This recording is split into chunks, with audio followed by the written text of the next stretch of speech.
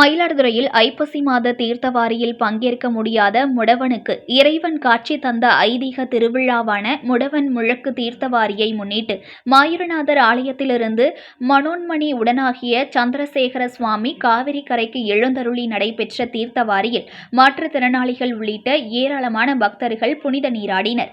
மயிலாடுதுறை மாவட்டம் மயிலாடுதுறை காவிரி துலா கட்டத்தில் புகழ்பெற்ற துலா உற்சவம் ஐப்பசி மாதம் 30 நாட்களும் நடைபெற்றது. கங்கை முதலான புண்ணிய நதிகள் ஐப்பசி மாதம் முழுவதும் காவிரியில் நீராடி இறைவனை வழிபட்டு தங்கள் பாவத்தை போக்கியதாக புராணம்.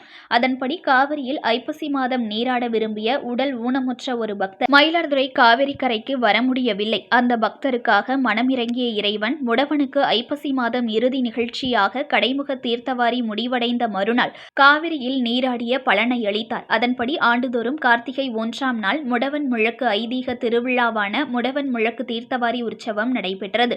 மயிலாடுதுறை மாயூரநாதர் ஆலயத்திலிருந்து மனோன்மணி உடனாகிய சந்திரசேகர சுவாமி காவிரி துலாக்கட்டத்திற்கு எழுந்தருளினார். அங்கு அஸ்திர தேவருக்கு பால், பன்னீர், சந்தனம் உள்ளிட்ட பல்வேறு திரவியங்களால் சிறப்பு அபிஷேகம் செய்யப்பட்டது. தொடர்ந்து நடைபெற்ற தீர்த்தவாரியில் மாற்றுத்திறனாளிகள் உள்ளிட்ட ஏராளமான பக்தர்கள் புனித நீராடி இறைவனை வழிபட்டனர். பின்னர் சுவாமி அம்பாளுக்கு மகா தீபாராதனை நடைபெற்றது.